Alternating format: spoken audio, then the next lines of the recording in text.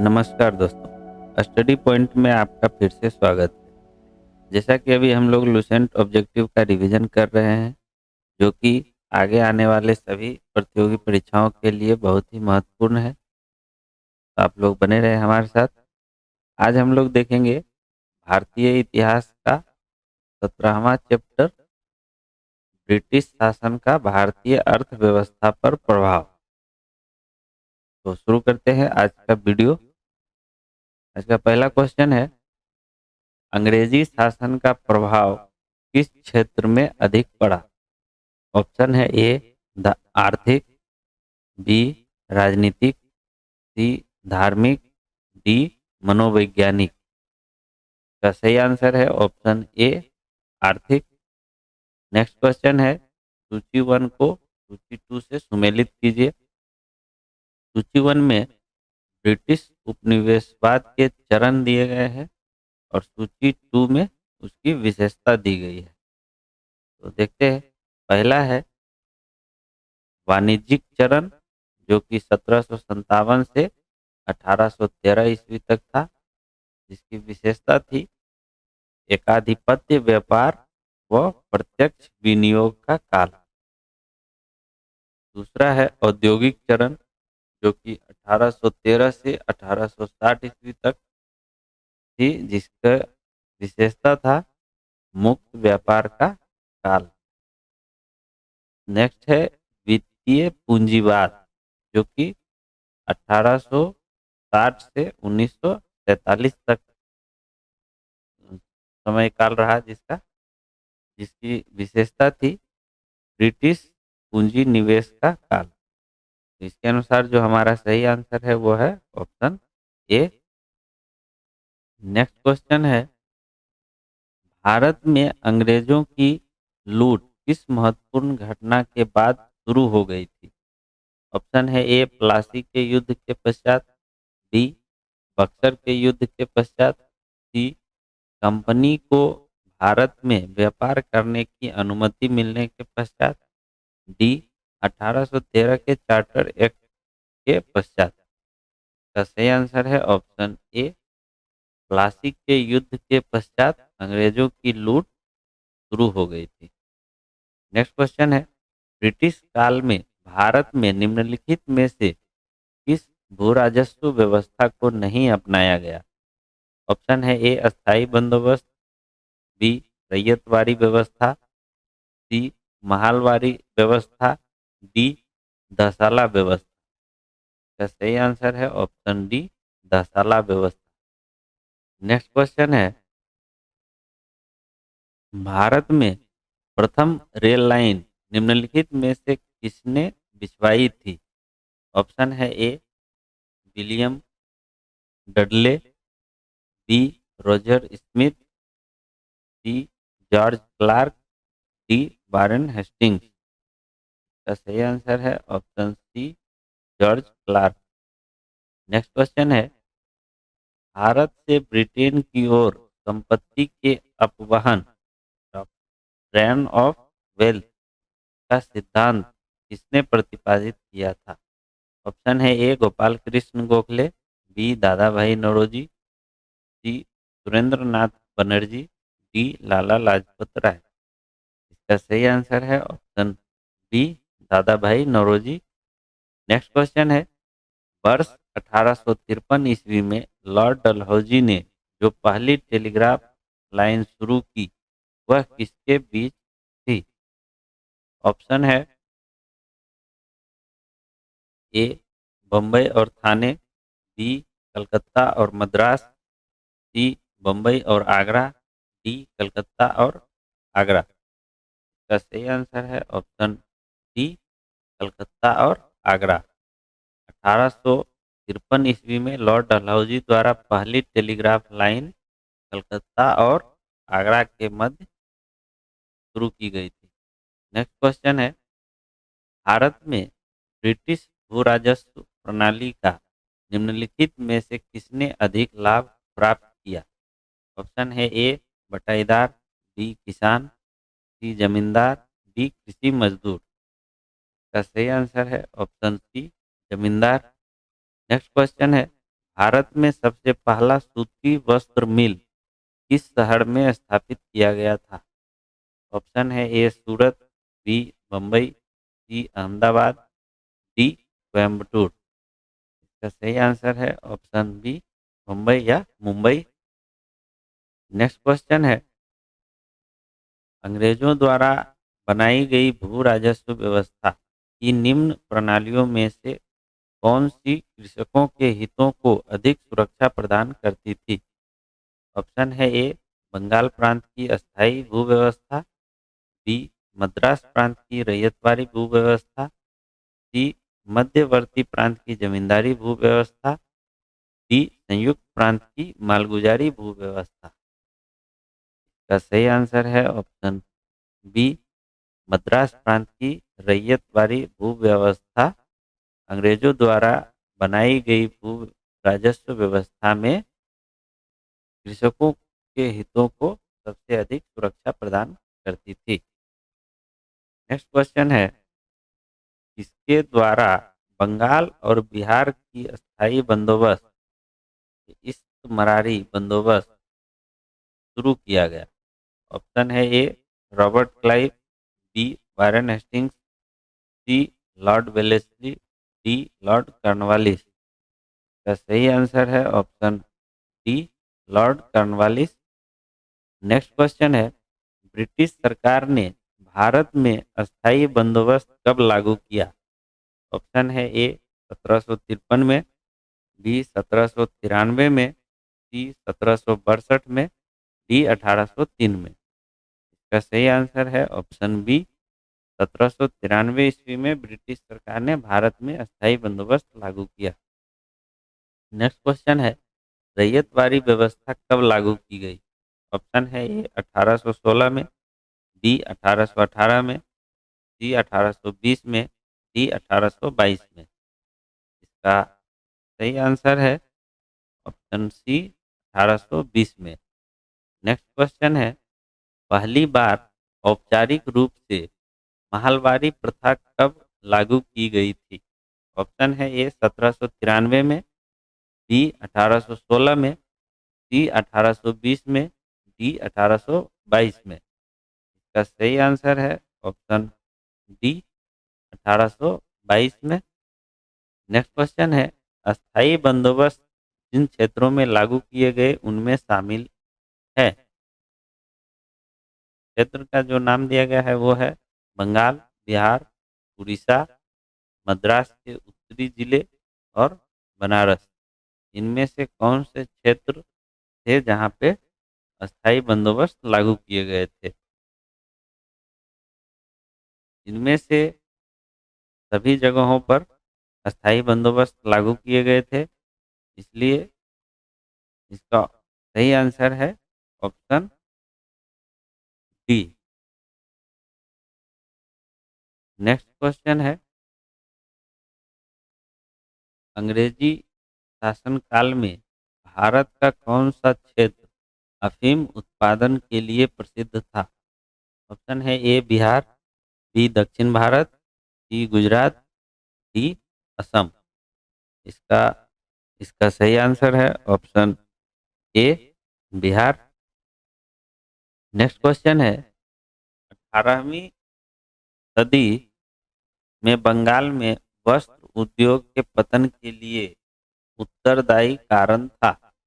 Option है ए उत्पादन की गुणवत्ता में कमी, बी कच्चे माल की अनुपलब्धता, सी ब्रिटेन को निर्यात करने वाले माल पर उच्च तटकर, डी कारीगरों की अनुपलब्धता। इसका सही आंसर है ऑप्शन सी ब्रिटेन को निर्यात करने वाले माल पर उच्च तटकर। नेक्स्ट क्वेश्चन है, नील कृषकों की दुर्दशा पर लिखी गई पुस्तक नील दर्पण के लेखक कौन थे? ऑप्शन है ए बंकिम चंद्र चटर्जी, बी दीनबंधु मित्र, सी शरद चंद्र चटर्जी, डी रविंद्रनाथ ठाकुर। इसका सही आंसर है ऑप्शन बी दीनबंधु मित्र। नेक्स्ट क्वेश्चन है, अंग्रेजों द्वारा सर्वप्रथम कहवा बागान लगाए गए थे? ऑप्शन है ए चिकमंगलूर जनपद में, बी कुर्ग जनपद में, सी नीलगिरी जनपद में, डी वायनाड जनपद में। इसका सही आंसर है ऑप्शन डी, वायनाड जनपद में। नेक्स्ट क्वेश्चन है, अंग्रेजी शासन के दौरान भारत के आर्थिक दोहन के विचार का प्रतिपादन किसने किया था? ऑप्शन है A Dadabhai Naoroji, B M N Rai, C Jayaprakash Narayan, D Ram Manohar Lohia. इसका सही आंसर है ऑप्शन ए Dadabhai Naoroji. Next question है, भारत में अंग्रेजों के समय में प्रथम जनगणना किसके कार्यकाल में हुई? ऑप्शन है A Lord Dufferin, B Lord Lytton, C Lord Mayo, D Lord Ripon. का सही आंसर है option C Lord Mayo. Next question है, सर थॉमस मुनरो किस भू राजस्व बंदोबस्त से संबंधित हैं? ऑप्शन है ए अस्थाई बंदोबस्त, बी महलबारी बंदोबस्त, सी रैयतबाड़ी बंदोबस्त, डी इनमें से कोई नहीं। इसका सही आंसर है ऑप्शन सी रैयतबाड़ी बंदोबस्त। नेक्स्ट क्वेश्चन है, भारत में प्रथम रेल लाइन का निर्माण 1853 ईस्वी में किन नगरों के बीच हुआ था? ऑप्शन है ए हावड़ा और श्री रामपुर, बी मुंबई और थाने, सी मद्रास और गुंटूर, डी दिल्ली और आगरा। इसका सही आंसर है ऑप्शन बी मुंबई और थाने। नेक्स्ट क्वेश्चन है, स्वतंत्रता पूर्व अवधि में ब्रिटिश सरकार द्वारा भारत में आधुनिक शिक्षा के प्रसार का मुख्य उद्देश्य था?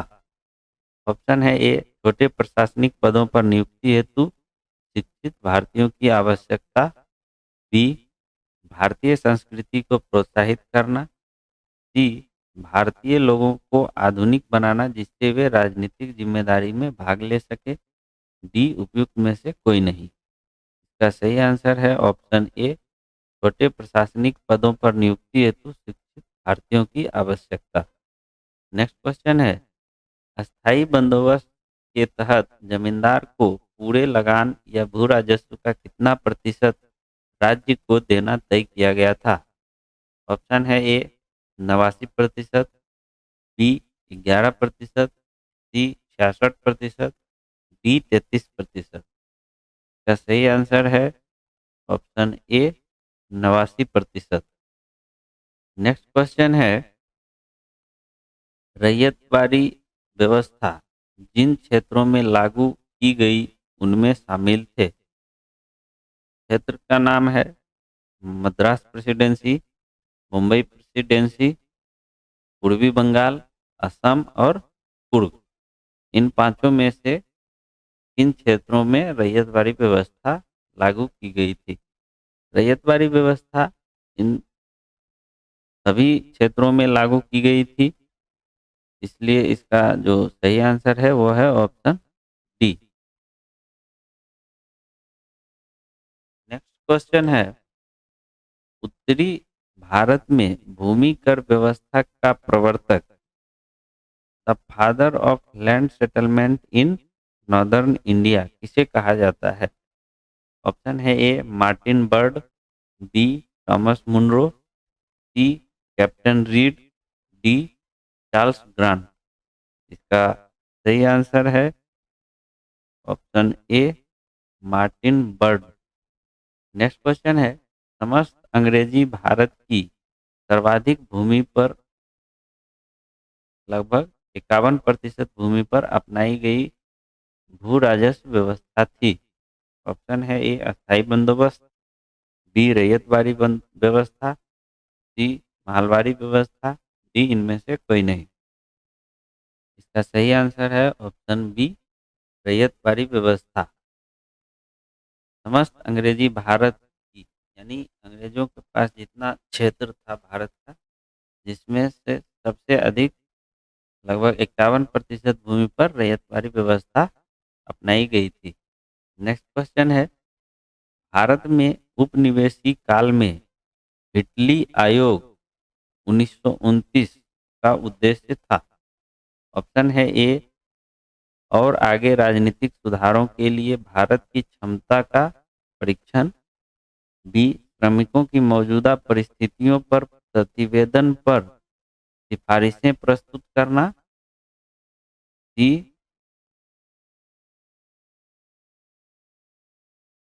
भारत में वित्तीय सुधारों के लिए परियोजना तैयार करना। डी, भारत में प्रशासनिक सेवाओं के लिए विस्तृत पद्धति विकसित करना।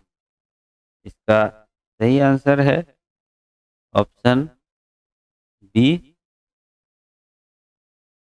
श्रमिकों की मौजूदा परिस्थितियों पर प्रतिवेदन पर सिफारिशें प्रस्तुत करना, जो कि हिटली आयोग 1929 का उद्देश्य था। नेक्स्ट क्वेश्चन है, भारत में भारतीयों द्वारा 1881 में स्थापित हुआ तथा उनके प्रबंध में चलने वाला सीमित देयता का प्रथम बैंक था। ऑप्शन है A, Hindustan commercial bank.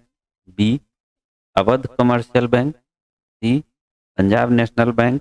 D, Punjab and Sindh bank. इसका सही आंसर है option B, Awadh commercial bank. Next question है, अंग्रेजों द्वारा रैयतवाड़ी बंदोबस्त लागू किया गया था। ऑप्शन है A, Bengal presidency. B, Madras presidency. C, Mumbai presidency. D, Madras presidency एवं मुंबई प्रदेश प्रेसिडेंसी। का सही आंसर है ऑप्शन डी, मद्रास प्रेसिडेंसी एवं बम्बई प्रेसिडेंसी में रैयतवाड़ी बंदोबस्त लागू किया गया था। नेक्स्ट क्वेश्चन है, भारत में उपनिवेशी शासन के संदर्भ में 1883 ईस्वी में पारित हिल्बर्ट बिल का उद्देश्य था। ऑप्शन है ए, जहां तक अदालतों की दंडिक अधिकारिता का संबंध था, भारतीय तथा यूरोपीय लोगों को बराबरी पर रोकना। बी, देश की प्रेस की स्वतंत्रता पर कड़ा अंकुश लगाना, क्योंकि उसे उपनिवेशी शासकों का विरोधी समझा जाता था। डी, प्रशासनिक सेवा परीक्षाएं भारत में करवाना, ताकि देशी भारतीयों को उसमें बैठने के लिए प्रोत्साहित किया जा सके। डी, आर्म्स एक्ट में संशोधन कर देशी भारतीयों को शस्त्र रखने की अनुमति देना। का सही आंसर है ऑप्शन ए, जहां तक अदालतों की दंडिक अधिकारिता का संबंध था, भारतीय तथा यूरोपीय लोगों को बराबरी पर रोकना 1883 ईस्वी में पारित हिल्बर्ट बिल का उद्देश्य था। नेक्स्ट क्वेश्चन है, सूची 1 को सूची 2 से सुमेलित करना है। सूची 1 में भूमि का प्रकार दिया गया है और सूची 2 में उसे किस प्रणाली द्वारा जो है यूरोपीय शासकों द्वारा नियंत्रित किया जाता था। तो देखते हैं, पहला है, बड़े सामंतों को आवंटित भूमि। बड़े सामंतों को आवंटित भूमि जो है वो जागीरदारी प्रणाली द्वारा नियंत्रित होता था। दूसरा है, मालगुजारी के इजारेदारों अथवा तहसीलदारों को आवंटित भूमि। ये भूमि जो है वो जमींदारी प्रणाली द्वारा नियंत्रित किया जाता था। तीसरा है, उप किराएदारी पर देने, गिरवी रखने, हस्तांतरण करने, उपहार देने या विक्रय करने के लिए अधिकार सहित प्रत्येक किसान को आवंटित भूमि। इस भूमि को रैयतवाड़ी प्रणाली द्वारा नियंत्रित किया जाता था। और चौथा है, ग्राम्य स्तर पर की गई भू राजस्व बंदोबस्ती, जिसे महलवारी प्रणाली द्वारा नियंत्रित किया जाता था। के अनुसार जो हमारा सही आंसर है वो है ऑप्शन बी। नेक्स्ट क्वेश्चन है,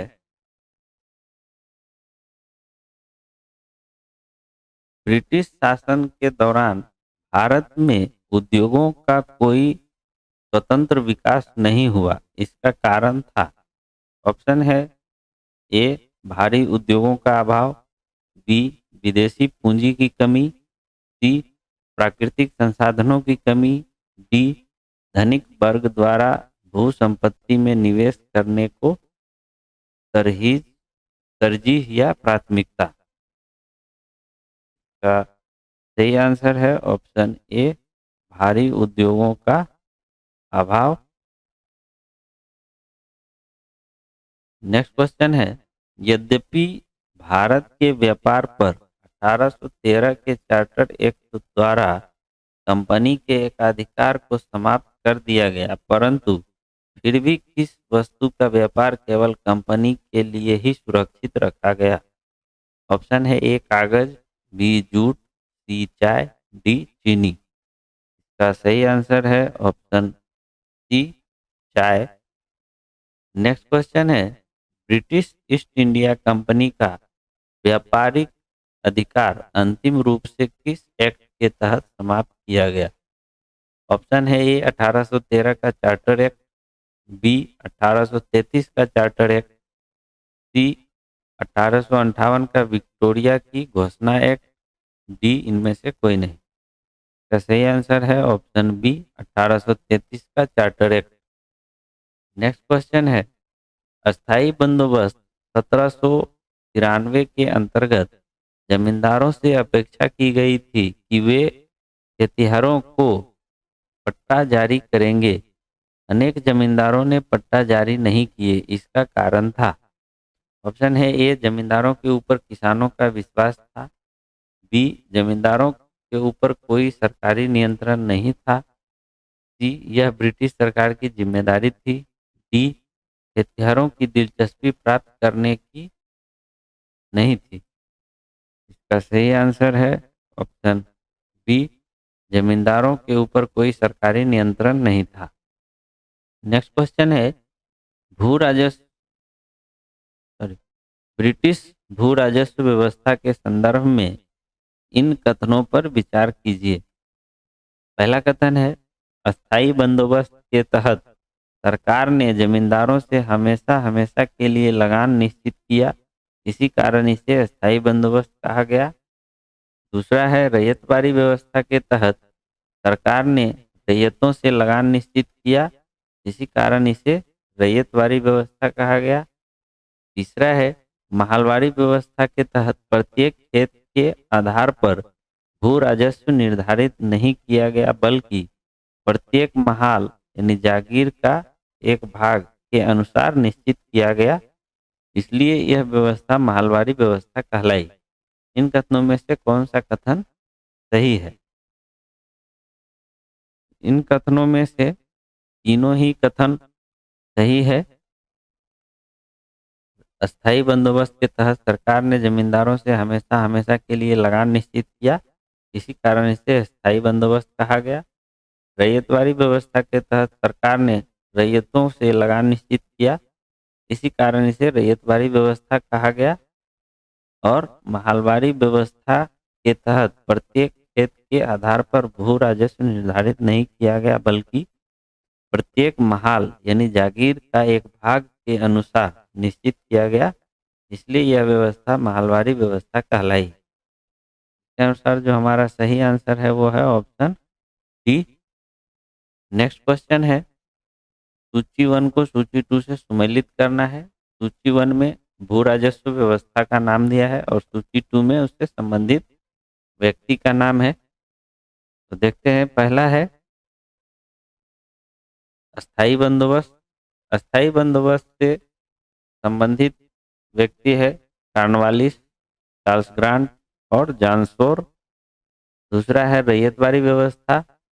रैयतवारी व्यवस्था से संबंधित व्यक्ति है Captain Read, Thomas Munro, L Elphinstone. तीसरा है महलवारी व्यवस्था, जिससे संबंधित व्यक्ति है होल्ट मैकेंजी, मार्टिन बर्ड। इसका सही आंसर है ऑप्शन ए। नेक्स्ट क्वेश्चन है, महलवारी व्यवस्था जिन क्षेत्रों में लागू की गई थी उनमें शामिल है। क्षेत्र का नाम दिया है गंगा घाटी, दोआब के उत्तर पश्चिम प्रांतों यानी पश्चिमी उत्तर प्रदेश, मध्य भारत के कुछ भाग, मराठों के अधिकृत प्रदेश और पंजाब। इनमें से किन क्षेत्रों पर महलवारी व्यवस्था लागू की गई थी?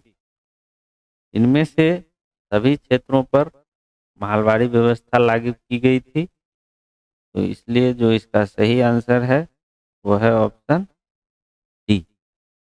नेक्स्ट क्वेश्चन है, सूची 1 को सूची 2 से सुमेलित करना है। सूची 1 में काश्तकारी अधिनियम का नाम दिया गया है और सूची 2 में किस वर्ष लागू किया गया वर्ष दिया गया है। तो देखते हैं, पहला है बंगाल काश्तकारी अधिनियम जो कि 1885 ईस्वी में लागू की गई। दूसरा है अवध लगान अधिनियम एवं मद्रास काश्तकारी विधेयक जो कि 1886 ईस्वी में लागू की गई। तीसरा है दक्कन काश्तकारी अधिनियम जो 1879 ईस्वी में लागू की गई। और चौथा है मध्य प्रांत काश्तकारी विधेयक जो कि 1883 ईस्वी में लागू की गई। इसके अनुसार जो हमारा सही आंसर है वह है ऑप्शन ए। नेक्स्ट क्वेश्चन है, आधुनिक शिक्षा के संदर्भ में शिक्षा का माध्यम को लेकर उठे प्राच्य आंगल विवाद का अंत मैकाले के प्रपत्र 1835 से हुई। इसके अनुसार किस भाषा को भारत में शिक्षा का माध्यम स्वीकार किया गया? ऑप्शन है ए हिंदी, बी उर्दू, सी संस्कृत, डी अंग्रेजी। इसका सही आंसर है ऑप्शन डी अंग्रेजी। नेक्स्ट क्वेश्चन है, भारतीय शिक्षा का मैग्ना कार्टा यानी महाधिकार पत्र कहा जाता है। ऑप्शन है ए वुड के घोषणा पत्र यानी वुड डिस्पैच 1854 को, बी हंटर आयोग 1882 के प्रतिवेदन को, सी रेले आयोग 1902 के प्रतिवेदन को, डी सेटलर आयोग 1917 के प्रतिवेदन को। का सही आंसर है ऑप्शन ए वुड के घोषणा पत्र यानी वुड डिस्पैच 1854 को भारतीय शिक्षा का मैग्ना कार्टा यानी महाधिकार पत्र कहा जाता है। नेक्स्ट क्वेश्चन है, किसने 1911 में प्राथमिक शिक्षा को निशुल्क एवं अनिवार्य बनाने वाला विधेयक इंपीरियल लेजिस्लेटिव काउंसिल में प्रस्तुत किया जिसे प्राथमिक शिक्षा का मैग्ना कार्टा कहा गया? ऑप्शन है ए गोपाल कृष्ण गोखले, बी लाला लाजपत राय, सी महात्मा गांधी, डी सुभाष चंद्र बोस। इसका सही आंसर है ऑप्शन ए गोपाल कृष्ण गोखले। नेक्स्ट क्वेश्चन है, शिक्षा से संबंधित आयोग समिति की पहचान करें। पहला है हार्टोस समिति 1929, दूसरा है लिंडसे आयोग 1929, तीसरा है सप्रू समिति 1934 और चौथा है सार्जेंट योजना 1944। तो इनमें से कौन कौन से आयोग या समिति है जो शिक्षा से संबंधित है? इनमें से सभी समिति या आयोग जो है वो शिक्षा से संबंधित है। हार्टोग समिति 1929, लिंडसे आयोग 1929, सप्रू समिति 1934 और सार्जेंट योजना 1944 के अनुसार जो हमारा सही आंसर है वो है ऑप्शन डी।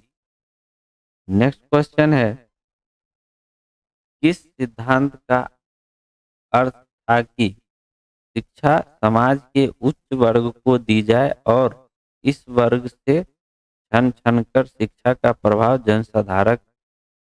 जनसाधारण तक पहुंचे? ऑप्शन है ए अधोमुखी निस्यंदन सिद्धांत यानी डाउनवर्ड फिल्ट्रेशन थ्योरी, बी ऊर्ध्वमुखी निस्यंदन सिद्धांत अपवर्ड फिल्ट्रेशन थ्योरी, सी अधोमुखी शुद्धिकरण सिद्धांत, डाउनवर्ड डिस्टिलेशन थ्योरी, डी ऊर्ध्वमुखी शुद्धिकरण सिद्धांत, अपवर्ड डिस्टिलेशन थ्योरी। इसका सही आंसर है ऑप्शन ए अधोमुखी निस्यंदन सिद्धांत यानी डाउनवर्ड फिल्ट्रेशन थ्योरी का अर्थ था शिक्षा समाज के उच्च वर्ग को दी जाए और इस वर्ग से छन छन कर शिक्षा का प्रभाव जनसाधारण तक पहुंचे। नेक्स्ट क्वेश्चन है, भारत में आधुनिक शिक्षा का जन्मदाता किसे कहा जाता है? ऑप्शन है A Charles Grant, B Marshman, C William Jones, D John Marshall. इसका सही आंसर है option A Charles Grant. Next question है, हिंदू कॉलेज कलकत्ता 1817 जो कि पाश्चात्य पद्धति पर उच्च शिक्षा देने का प्रथम कॉलेज था जिसका धार्मिक शिक्षा से कोई संबंध नहीं था, की स्थापना किसने की? ऑप्शन है A David Hare, B William Jones, C Macaulay, D John Marshall. इसका सही आंसर है option A David Hare. David Hare ने हिंदू कॉलेज कलकत्ता की स्थापना 1817 ईस्वी में की जो कि पाश्चात्य पद्धति पर उच्च शिक्षा देने का प्रथम कॉलेज था जिसका धार्मिक शिक्षा से कोई संबंध नहीं था। नेक्स्ट क्वेश्चन है, भारतीय दस्तकारी उद्योग के पतन के कारण थे? ऑप्शन है ए अंग्रेजों द्वारा भारतीय बुनकरों के तैयार माल को कम से कम मूल्य पर लेना, बी अंग्रेजों द्वारा कच्चे माल पर नियंत्रण, सी इंग्लैंड में आयात की जाने वाली भारतीय वस्तुओं पर भारी आयात कर, डी उपयुक्त सभी। इसका सही आंसर है ऑप्शन डी उपयुक्त सभी। नेक्स्ट क्वेश्चन है, भारत में अनौद्योगिकीकरण डी इंडस्ट्रियलाइजेशन या प्राक औद्योगिकरण प्री इंडस्ट्रियलाइजेशन की अवधि थी? ऑप्शन है ए 1757 से 1857, बी 1800 से 1850, सी 1850 से 1947, डी इनमें से कोई नहीं। इसका सही आंसर है ऑप्शन बी 1800 से 1850 ईस्वी तक। नेक्स्ट क्वेश्चन है, भारत में आधुनिक उद्योगों की स्थापना कब आरंभ हुई? ऑप्शन है ए 1550 ईस्वी में, बी 1650 ईस्वी में, सी 1750 ईस्वी में, डी 1850 ईस्वी में। इसका सही आंसर है ऑप्शन डी 1850 ईस्वी में। नेक्स्ट क्वेश्चन है, भारतीय बुनकरों की दयनीय हालत पर किस गवर्नर जनरल ने टिप्पणी की? इनका दुख दर्द समूचे इतिहास में अतुलनीय है। कपड़ा बुनकरों की हड्डियों से धर भारत की धरती सफेद हो गई है।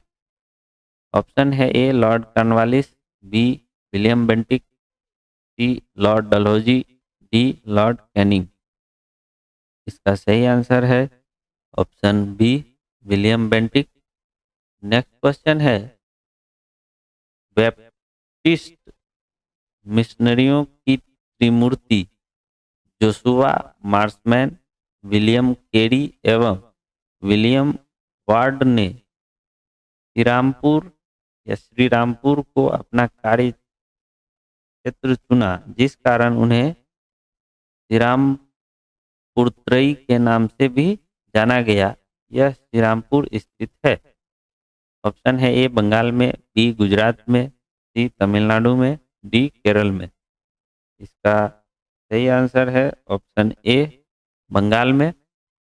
नेक्स्ट क्वेश्चन है, भारत में रेलवे के निर्माण के कारण थे? ऑप्शन है ए ब्रिटिश उद्योगों में उत्पादित वस्तुओं की तेजी से खपत एवं ब्रिटिश उद्योगों के लिए भारत के विभिन्न भागों से कच्चे माल की आपूर्ति, बी विस्तृत भारतीय साम्राज्य को एक राजनीतिक प्रशासनिक सूत्र में आबद्ध करना, सी आंतरिक विद्रोह व बाह्य आक्रमण के दौरान सेना का तेजी से आवागमन, डी उपयुक्त सभी। इसका सही आंसर है ऑप्शन डी उपयुक्त सभी। नेक्स्ट क्वेश्चन है, किसने भारत में रेलवे की स्थापना को आधुनिक उद्योग का अग्रदूत या जननी की संज्ञा दी? ऑप्शन है A Lord Dalhousie, B Karl Marx, C Dadabhai Naoroji, D Mahatma Gandhi. इसका सही आंसर है option B Karl Marx. Next question है, पहली आधुनिक पटसन मिल स्थापित हुई? ऑप्शन है A Rishra Bengal, B Mumbai, C Bharuch, D Surat. का सही आंसर है ऑप्शन ए रिसरा बंगाल में। नेक्स्ट क्वेश्चन है, पहले आधुनिक लोहा इस्पात उद्योग की स्थापना कहाँ हुई? ऑप्शन है ए बिहार में, बी बंगाल में, सी महाराष्ट्र में, डी तमिलनाडु में। इसका सही आंसर है ऑप्शन ए बिहार में। नेक्स्ट क्वेश्चन है, बिखरे हुए स्वायत्त गांवों के कवच को इस्पात के रेलों से छेद दिया गया जिससे उनके जीवन रक्त का ह्रास हो गया, यह किसने कहा? ऑप्शन है A Karl Marx, B Buchanan, C William Jones, D Lord Dalhousie. इसका सही आंसर है option B Buchanan. Next question है, भारतीय राजाओं द्वारा कर लेना सूर्य द्वारा भूमि से पानी लेने के समान था, जो कि पुनः वर्षा के रूप में भूमि पर उर्वरता देने के लिए वापस आता था। पर अंग्रेजों द्वारा लिया गया कर भारत में वर्षा न करके इंग्लैंड में ही वर्षा करता था, यह कथन किसका है? ऑप्शन है A R C Dutt, B Karl Marx, C Dadabhai Naoroji, D इनमें से कोई नहीं। इसका सही आंसर है option A R C Dutt. Next question है, हमारी पद्धति बहुत कुछ स्पंज की तरह काम करती है। यह गंगा के तटों से सभी अक्षित चीजों को सोख लेती है और टेम्स के तटों पर उन्हें निचोड़कर गिरा देती है। यह उक्ति किसकी है? ऑप्शन है A Karl Marx, B Dadabhai Naoroji, C R C Dutt, D John Sullivan. का सही आंसर है option D John Sullivan. Next question है, कांग्रेस के किस अधिवेशन में पहली बार कांग्रेस द्वारा मौलिक अधिकारों और राष्ट्रीय आर्थिक कार्यक्रमों से संबंधित प्रस्ताव पारित किए गए?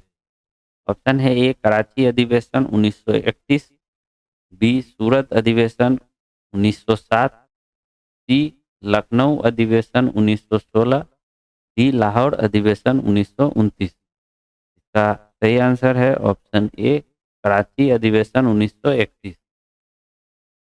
नेक्स्ट क्वेश्चन है, कांग्रेस के कराची अधिवेशन मार्च 1931 का अध्यक्ष कौन थे? ऑप्शन है ए सरदार वल्लभ भाई पटेल, बी जवाहरलाल नेहरू, सी महात्मा गांधी, डी सुभाष चंद्र बोस। इसका सही आंसर है ऑप्शन ए सरदार वल्लभ भाई पटेल।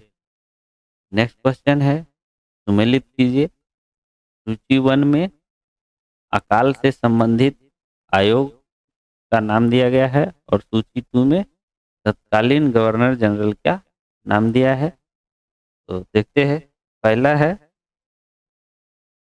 स्ट्रेची आयोग, जो कि 1880 ईस्वी में आया था। उस समय के गवर्नर जनरल थे लॉर्ड लिटन।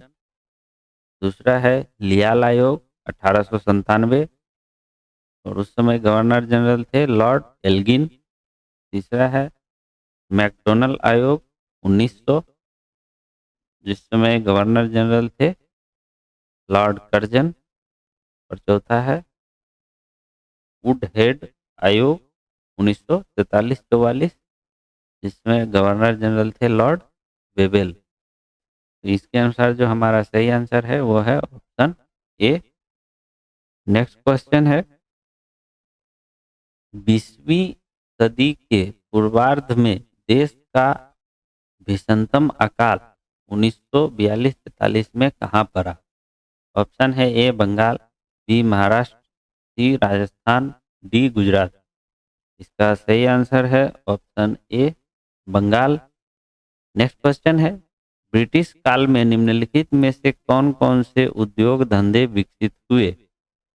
उद्योग धंधे के जो नाम हैं उसमें से है जूट, कोयला, लौह इस्पात, मशीनों के पुर्जे और सूती कपड़ा।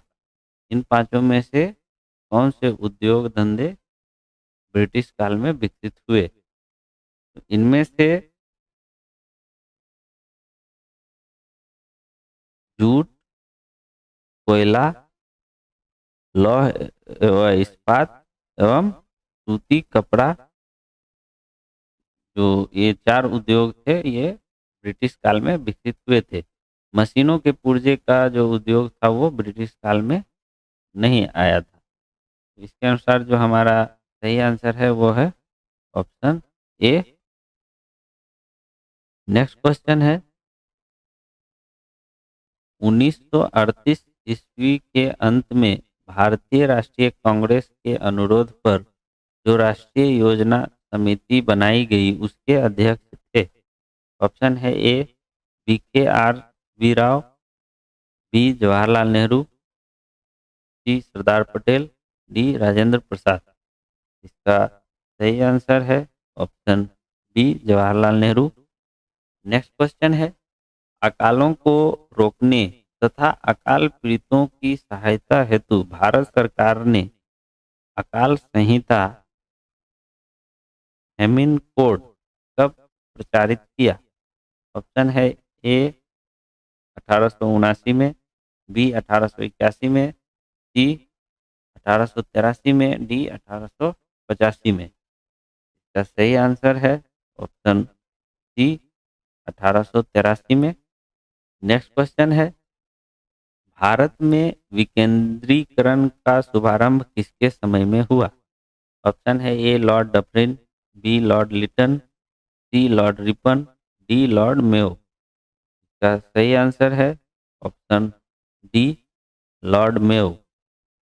नेक्स्ट क्वेश्चन है, रेल विभाग के लिए पृथक रूप से रेलवे बजट कब आरंभ हुआ? ऑप्शन है ए 1925 में, बी 1929 में, सी 1858 में, डी 1935 में। इसका सही आंसर है ऑप्शन ए 1925 में। नेक्स्ट क्वेश्चन है, ब्रिटिश नागरिकों को सर्वप्रथम किस वर्ष भारत में भूमि खरीदने एवं बसने की अनुमति मिली? ऑप्शन है ए 1813 में, बी 1833 में, सी 1853 में, डी 1858 में। इसका सही आंसर है ऑप्शन बी 1833 में। नेक्स्ट क्वेश्चन है, the economic history of India के लेखक कौन हैं? ऑप्शन है A R C Majumdar, B Ramesh Chandra Dutt, C R G Bhandarkar, D Rajani Palme Dutt. का सही आंसर है option B Ramesh Chandra Dutt. Next question है, भारत में इस्पात का उत्पादन सर्वप्रथम कब प्रारंभ हुआ? ऑप्शन है ए 1809 में, बी 1913 में, सी 1916 में, डी 1919 में। इसका सही आंसर है ऑप्शन बी 1913 में। नेक्स्ट क्वेश्चन है, अंग्रेज घुसपैठियों ने भारत के करघे को तोड़ डाला और चरखे को नष्ट कर दिया, यह कथन किसका है? ऑप्शन है A E Thomson, B D T Garratt, C Harold Laski, D Karl Marx. इसका सही आंसर है option D Karl Marx. Next question है, दादा भाई नौरोजी ने अंग्रेजों द्वारा किए गए किस कार्य को अनिष्टों का अनिष्ट की संज्ञा दी? ऑप्शन है ए भारतीय परंपरागत उद्योगों का विनाश, बी सभी उच्च पदों पर अंग्रेजों की भर्ती, सी धन के निकास, डी नीलों नील्हों द्वारा भारतीयों के साथ किए गए व्यवहार। इसका सही आंसर है ऑप्शन सी धन का निकास। नेक्स्ट क्वेश्चन है, यह कथन भारत और इंग्लैंड के आर्थिक हित प्रत्येक क्षेत्र में टकराते हैं किसका है? ऑप्शन है A M G Ranade, B Ramesh Chandra Dutt, C Jawaharlal Nehru, D Surendra Nath Banerjee. इसका सही आंसर है option C Jawaharlal Nehru. Next question है poverty and un British rule in India के लेखक हैं। ऑप्शन है A Dadabhai Naoroji, B Ramesh Chandra Dutt, C Jawaharlal Nehru, D M G Ranade. इसका सही आंसर है ऑप्शन ए Dadabhai Naoroji. Next question है भारतीय अर्थविदों में शामिल हैं। जो व्यक्ति के नाम दिए गए हैं उनमें से है Dadabhai Naoroji, R C Dutt, M G Ranade, D N Gadgil, Gopal Krishna Gokhale और के टी शाह। इनमें से जो कौन व्यक्ति हैं जो अर्थविदों भारतीय अर्थविद यानी अर्थशास्त्रियों में शामिल है? इनमें से सभी व्यक्ति हैं जो भारतीय अर्थशास्त्रों में शामिल हैं। Dadabhai Naoroji, R C Dutt, M G Ranade, D N Gadgil, Gopal Krishna Gokhale, K T Shah. इसके अनुसार जो हमारा सही आंसर है वो है ऑप्शन डी। नेक्स्ट क्वेश्चन है सर थॉमस हॉलैंड के सभापतित्व में भारतीय औद्योगिक आयोग का गठन कब हुआ?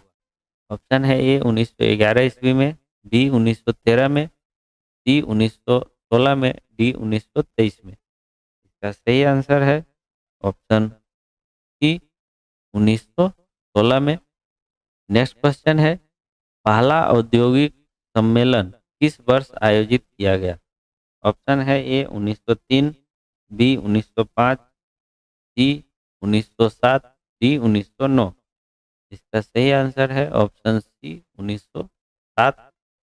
नेक्स्ट क्वेश्चन है 1925 में सरकार द्वारा गठित भारतीय आर्थिक जांच समिति के अध्यक्ष कौन थे?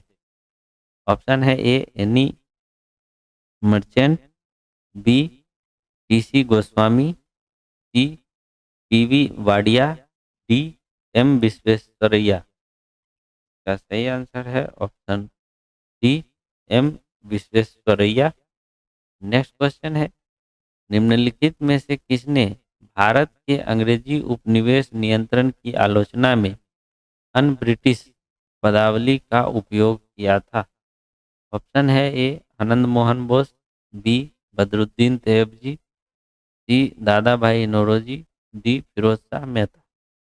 का सही आंसर है ऑप्शन सी Dadabhai Naoroji. Next question है भारत में प्रथम रेलवे लाइन किस ब्रिटिश गवर्नर जनरल के समय बिछाई गई थी? ऑप्शन है A Dalhousie, B Lord Curzon, C Lord Wellesley, D Lord Lytton. का सही आंसर है option A Lord Dalhousie. Next question है निम्नलिखित में से कौन सा एक भारत में ब्रिटिश उपनिवेशी शासन का परिणाम नहीं था? ऑप्शन है ए भारतीय कृषि का विनाश, बी भारतीय उद्योगों का विनाश, सी भारतीय व्यापार का विनाश, डी भारतीय सामंतवाद का विनाश। का सही आंसर है ऑप्शन डी भारतीय सामंतवाद का विनाश। नेक्स्ट क्वेश्चन है 1813 से पहले ब्रिटिश द्वारा निम्नलिखित में से कौन सा उपाय भारतीयों का आर्थिक रूप से शोषण करने के लिए नहीं अपनाया गया? ऑप्शन है ए जहां भी संभव हो कच्चे माल के व्यापार पर एकाधिकार करना और उन्हें ऊंची दरों पर बेचना, बी भारतीय कारीगरों को नियत मात्रा में और नियत कीमत पर गुणवत्ता के उत्पाद उत्पादित करने के लिए बाध्य करना, सी भारतीय व्यापारियों का किसी भी तरीके से प्रतियोगिता से निष्कासन, डी मुक्त व्यापार नीति। इसका सही आंसर है ऑप्शन डी मुक्त व्यापार नीति। नेक्स्ट क्वेश्चन है दादा भाई नौरोजी द्वारा उनकी कृति poverty and un British rule in India में प्रस्तुत किए गए अपवहन सिद्धांत यानी ड्रेन थ्योरी शब्द को निम्नलिखित कथनों में से कौन सा एक समुचित रूप से परिभाषित करता है? ऑप्शन है ए कि भारत की राष्ट्रीय संपत्ति या कुल वार्षिक उत्पाद का एक हिस्सा ब्रिटेन को निर्यात किया जा रहा था, जिसके लिए भारत को कोई महत्वपूर्ण प्रतिफल नहीं मिलता था। बी कि भारत के संसाधनों का ब्रिटेन के हित में उपयोग किया जा रहा था। सी कि ब्रिटिश उद्योगपतियों का साम्राज्यिक शक्ति के संरक्षण के अधीन भारत में निवेश करने के अवसर दिए जा रहे थे। डी कि ब्रिटिश वस्तुएं भारत में आयातित की जा रही थी, जिससे देश दिनों दिन एक अधिकाधिक गरीब होता जा रहा था। इसका सही आंसर है ऑप्शन ए। ट्रेन थ्योरी का जो परिभाषा है वो है कि भारत की राष्ट्रीय संपत्ति या कुल वार्षिक उत्पाद का एक हिस्सा ब्रिटेन को निर्यात किया जा रहा था, जिसके लिए भारत को कोई महत्वपूर्ण प्रतिफल नहीं मिलता था। नेक्स्ट क्वेश्चन है, भारत में उपनिवेशी शासनकाल में होम चार्जेज भारत से संबंधित दोहन का महत्वपूर्ण अंग था। निम्नलिखित में से कौन सी निधियां होम चार्जेज की संगठक थी? पहली निधि है लंदन में इंडिया ऑफिस के भरण पोषण के लिए प्रयोग में लाई जाने वाली निधि। दूसरा है भारत में कार्यरत अंग्रेज कर्मचारियों के वेतन तथा पेंशन देने हेतु प्रयोग में लाई जाने वाली निधि। तीसरा है भारत के बाहर हुए युद्धों को लड़ने में अंग्रेजों द्वारा प्रयोग में लाई जाने वाली निधि। इनमें से कौन सी निधि जो है वो होम चार्जेस से संबंधित दोहन का महत्वपूर्ण अंग था? इनमें से तीनों ही निधि जो है वो होम चार्जेस का संगठक था, जो कि भारत से संबंधित दोहन का महत्वपूर्ण अंग था। इसके अनुसार जो हमारा सही आंसर है वो है ऑप्शन डी। नेक्स्ट क्वेश्चन है, किस कंपनी ने सर्वप्रथम भारत में रेल सेवा प्रारंभ की? ऑप्शन है A Eastern railway, B Madras railway, C Awadh Tirhut railway, D great Indian peninsular railway. इसका सही आंसर है option D, great Indian peninsular railway द्वारा सर्वप्रथम भारत में रेलवे की शुरुआत की गई थी। नेक्स्ट क्वेश्चन है, रैयतवाड़ी बंदोबस्त के संदर्भ में निम्नलिखित कथनों पर विचार कीजिए। पहला कथन है, किसानों द्वारा लगान सीधे सरकार को दिया जाता था। दूसरा है, सरकार रैयत को पट्टे देती थी। तीसरा है, कर लगाने के पूर्व भूमि का सर्वेक्षण और मूल्य निर्धारण किया जाता था। उपयुक्त में से कौन सा कथन सही है? रैयतवाड़ी बंदोबस्त के संदर्भ में तीनों ही कथन सही है। किसानों द्वारा लगान सीधे सरकार को दिया जाता था, सरकार रैयत को पट्टे देती थी और कर लगाने के पूर्व भूमि का सर्वेक्षण और मूल्य निर्धारण किया जाता था। इसके अनुसार जो हमारा सही आंसर है वो है ऑप्शन सी। नेक्स्ट क्वेश्चन है, निम्नलिखित कथनों पर विचार कीजिए। दादा भाई नौरोजी की भारतीय राष्ट्रीय आंदोलन को सर्वाधिक प्रभावी देन थी की? पहला कथन है, उन्होंने इस बात को अभिव्यक्त किया कि ब्रिटेन भारत का आर्थिक शोषण कर रहा है। दूसरा है, उन्होंने प्राचीन भारतीय ग्रंथों की व्याख्या की और भारतीयों में आत्मविश्वास जगाया। तीसरा है, उन्होंने सभी सामाजिक बुराइयों के निराकरण की आवश्यकता पर सर्वोपरि जोर दिया।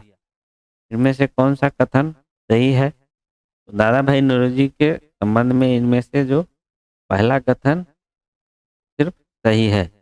उन्होंने इस बात को अभिव्यक्त किया कि ब्रिटेन भारत का आर्थिक शोषण कर रहा है। बाकी ये दोनों कथन गलत है। तो इसके अनुसार जो हमारा सही आंसर है वो है ऑप्शन ए। नेक्स्ट क्वेश्चन है, ब्रिटिश ईस्ट इंडिया कंपनी ने चाय के व्यापारिक एकाधिकार को खो दिया। ऑप्शन है ए 1793 के चार्टर एक्ट द्वारा, बी 1813 के चार्टर एक्ट द्वारा, सी 1833 के चार्टर एक्ट द्वारा, डी 1853 के चार्टर एक्ट द्वारा। इसका सही आंसर है ऑप्शन सी 1833 के चार्टर एक्ट द्वारा ब्रिटिश ईस्ट इंडिया कंपनी ने चाय के व्यापारिक अधिकार खो दिया। इसके लिए इतना ही, मिलेंगे नेक्स्ट वीडियो में। तब तक के लिए धन्यवाद। जय हिंद।